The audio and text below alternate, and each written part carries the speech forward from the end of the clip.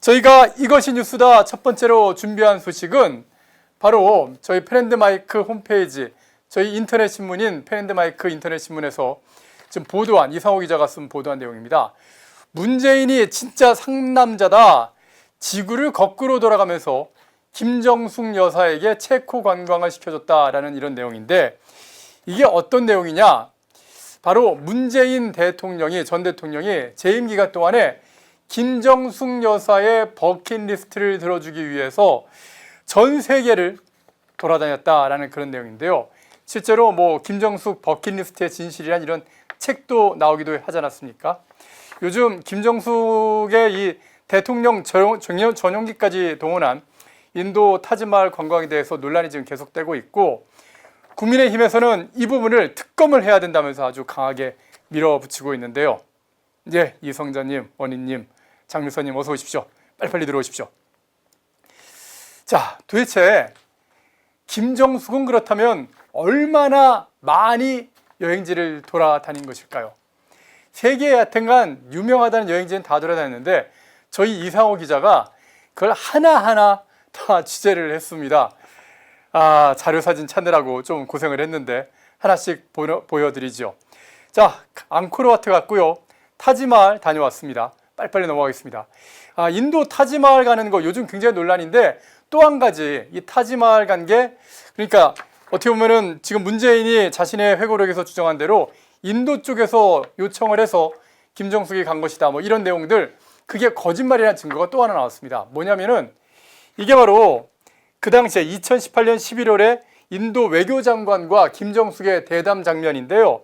수슈마 스와라지 장관과 인터뷰하는 장면입니다. 뭐라고 되어 있냐면, 저희가 당초 한국 정부에게 고위급 대표단 참석을 요청드렸었는데 설마 여사님처럼 이렇게 높으신 분이 참석해 주실 줄은 몰랐습니다. 이렇게 얘기를 한 겁니다. 그러자 김정숙 여사가, 김정숙이 이렇게 얘기합니다. 그렇게 말씀하신 거 아니었어요? 제가 왔으면 더 좋겠다고요. 이렇게 물어보거든요. 근데 여기에 대해서 수슈마 장관이 이렇게 얘기를 하는 거예요. 저희는 장관급 대표만 오셔도 정말 좋은데. 이게 뭡니까, 여러분? 인도는요, 김정숙이 오는 거를 전혀 기대하지도 않았고요, 원하지도 않았던 겁니다. 당시에 이런 자료가 다 남아있는데 도대체 문재인은 회고록에서 무슨 엉뚱한 얘기를 하는 겁니까? 그러니까 외교부에서 공식 논평까지 내가지고 그 당시에는 한국에서 김정숙 갈 거예요 라고 얘기한 거라고 그렇게 반박하고 있는 거 아닙니까? 자, 이건 반드시 조사를 해야 되는 그런 상황입니다. 계속해서 김정숙은 여행을 떠납니다. 자, 루브르 박물관도 갔고요. 그런가 하면은 성 베드로 성당도 저렇게 관람을 합니다. 그리고 콜로세움도 가고, 피라미드를 갔을 때는 또 이걸 또 어디 가면은 그 당시에 코로나 상황이었는데 관광 다니는 거 들키면 좀 뭔가 구설수에 오를 거라고 생각을 했겠죠. 그래서 피라미드는 사진을 안 찍고 비공개로 개인적으로 이렇게 다 갔다고 합니다. 자, 이뿐만이 아닙니다. 후마윤 묘지도 가고요. 프라하 성에 갔는데 이 체코 프라하에 간 게 또 논란이 아주 큽니다. 이게 원래 2018년 11월에 아르헨티나에서 열리는 G20 정상회의를 참석하기 위해서 이제 출국을 한 건데요. 통상 이 아르헨티나를 갈 때는 어떤 식으로 가느냐? 아르헨티나는 우리나라에서 어떻게 보면 지구의 반대편에 있지 않습니까? 그래서 보통은 태평양 상공을 이용해가지고, 그러니까 태평양 위로 부는 제트 기류를 이용해서 그렇게 하면 그러니까 우리가 아시아 쪽으로 가는 것보다 3시간 정도 빨리 갈 수 있고요. 그리고 전용기의 연료도 한 2,300만 원어치 정도쯤 줄일 수가 있다고 합니다. 그런데도 불구하고 굳이 이 김정숙과 문재인 부부는요, 남미를 가는데, 남미 아르헨티나를 가는데 태평양 상공을 간 게 아니라 유럽으로, 체코로 간 겁니다. 그 이유에 대해서 당시에 이렇게 밝혔어요. 체코의 원전 세인지를 하기 위해서다. 그런데 여러분, 우리가 다 아는 것처럼 문재인이 어떤 대통령입니까? 한국에서 탈원전을 밀어붙이던 대통령 아닙니까? 탈원전 하면서, 그러면서 원전 세일즈를 하러 간다고요? 더 중요한 거, 문재인이 체코에 갔을 때 정작 밀로시 제만 당시 체코 대통령은 이스라엘을 방문하느라고 체코에 있지 않았다는 겁니다. 예? 주인이 없는데 빈집에 가서 물건을 팔러 간 거예요. 이게 말이 됩니까? 뭐 이런 얘기도 하던데, 아니 담당자가 실무자가 있지 않느냐. 무슨 소리입니까? 대통령이 가서 실무자 만나려고 대통령이 갑니까? 그쪽에 최고 책임자 대통령 국정의 수반을 만나러 가는 거 아니에요? 근데 국정 수반이 없는데 거길 왜 갑니까? 예? 진짜 이 김정숙 여기서 프라하의 이 멋진 성에서 하늘을 보면서 뭘 생각했을까요, 여러분? 다음은 어디 가고 관광지, 내 버킷리스트 하나는 채워졌고, 아르헨티나에 가서는 뭘 가야지, 이런 상상하지 않았을까요? 더 국가망신은 바로 이 장면입니다. 다들 기억하실 겁니다. 프라하의 그 성에서 열심히 구경 다니다가 그만 문재인 대통령을 놓친 거예요. 그래서 영부인이라는 사람이 허겁지겁 뛰어다니면서 우리 남편 어딨나요? 외국인들 붙잡고서 아주 한바탕 쇼를 했던 겁니다. 예? 참, 야, 한강님 말이 안 됩니다, 진짜. 예? 말이 안 되는 그런 얘기를 하고 있는 겁니다. 계속 여행지를 한번 보겠습니다. 자, 호이안도 갔었고, 노르웨이 가서는 노르웨이 황실하고 같이 해서 이렇게 뭐 황실 마차 탔다면서 베르겐 투어도 하고요. 피오르도 관람하고, 독일의 함부르크에 가서는 보트 투어까지 합니다. 그런가 하면은 땀따잉 벽화 마을에 가서 이렇게 또 투어 관광하고, 아부다비 수크시장 가서 쇼핑도 하고, 파푸아 뉴기니 가서 진짜 많이 다녔습니다. 이렇게 또 그 원주민들 만나보고요. 브루나이 왕궁도 가고요. 스웨덴 스벤크폴 디자인 진흥원 이거 명품 옷 같은데, 야, 참. 그런가 하면 또 독일 베를린에 가서 이렇게 또 멋진 예술 사진을 하나 또 찍어서 남깁니다. 인생샷을 남기고 다니는 거죠. 그런가 하면 러시아, 아니 언제 또 여기 또 갔대요. 톨스토이의 집, 싱가포르 국립박물관. 자, 여기는 중국에 혼밥 여행 갔을 때입니다. 중국에 왜 국빈 방문 가가지고 혼밥 여행 하러 다닐 때 그때이지 않습니까? 그때 중국에서 국빈 대접을 안 해주니까 한메일인 예술관 이런 데 찾아가서 그래도 관광이라고 저렇게 하고 다니는 거예요. 예? 그리고 아까 말씀드렸던 아르헨티나 G식 갔을 때 국립역사기념공원 같은 데 막 가고, 하여튼 본인이 갈 수 있는데 열심히 다녔습니다. 핀란드 디자인 박물관도 갔고요.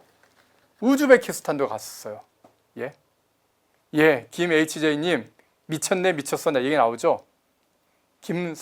성준님 본색을 숨길 수가 없다고 그러셨는데 이게 다 우리 세금으로 간 겁니다. 역대 영부인 가운데 압도적으로 많은 48회나 되는 해외 방문을 했는데 2위 영부인분이 28회밖에 안 했으니까 48회 정말 많이 갔다. 그래도 뭐 우리나라의 국력이 올라갔으니까 이만큼 갈 수 있는 거 아니냐? 혹시나 대깨문들 이런 얘기 한다면은 저는 이렇게 반박을 하겠습니다. 문재인 재임 기간에 뭐가 터졌습니까?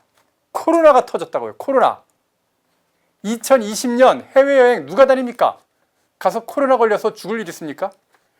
코로나 때문에 2020년하고 21년, 22년 거의 해외여행, 해외 순방 같은 거를 할 수 없는 상황이었다고요.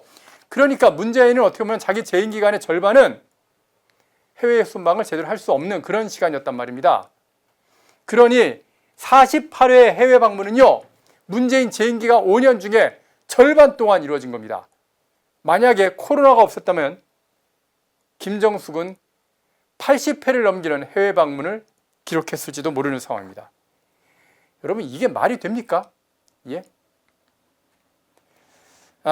정말 김정숙과 문재인 인연에 대해서 저희 이상호 기자가 좀 더 취재를 했는데요. 변호사 시절에 문 전 대통령하고 부부 동반 모임을 자주 했던 이 두 사람의 지인이 이런 얘기를 했답니다. 문재인 변호사는 매달 받는 월급을 단 한 푼도 만져보지 못하는 그런 눈치였다. 변호사 시절에 부부 동반 모임을 하면 남편은 거의 말수가 없어서 과묵했고, 그리고 부인이 주로 대화를 이끌었다, 이런 얘기를 했고요. 노무현 변호사와 함께 그 당시에 이 경남 지역, 부산 경남 지역에서 거의 모든 소송을 다 쓸어 담으면서 꽤 많은 돈을 벌었다고 하는데요. 그 돈을 모두 다 김정숙 여사가 김정숙 씨가 관리를 했다라는 것이죠. 예. 그래서 김정숙 씨가 이렇게 돈 관리 잘해주고 자신을 대통령으로까지 내조를 해줬으니, 그러니 결처보온하는 겁니까? 김정숙 이거 뭐 짝퉁 의자라고 그런 얘기했는데 사실 800만 원이 넘는 고가 의자라는 그런 의혹 터진 거 아니었습니까? 어쨌든 이렇게 하면서 김정숙은 철저하게 자신의 버킷리스트를 채워갔습니다. 여러분, 문제인 부분은요, 대한민국 국민들이 낸 세금으로 김정숙 개인의 버킷리스트를 채운 겁니다. 그러니까 특검을 하는 것이 정답입니다. 김정숙의 버킷리스트, 그러니까 특검이다. 그게 오늘 제가 준비한 내용입니다. 모두가 숨죽이고 침묵하던 시절, 펜앤마이크는 앞장서 자유와 민주를 외쳤습니다. 자유파 정권 탄생을 위해 싸웠습니다. 2024년에도 펜앤마이크는 쉼없이 달려갑니다. 민주주의 체제 수호의 선봉이 되겠습니다. 왜곡된 대한민국 역사를 바로 세우겠습니다. 2024년에도 펜앤마이크를 응원해 주십시오.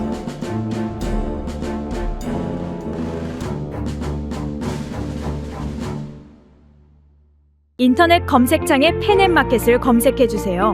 펜앤마켓은 펜앤드마이크 구독자분들을 위한 종합 쇼핑몰로 좋은 상품으로 온라인 최저가를 목표로 하는 마켓입니다. 많은 관심과 사랑 부탁드립니다.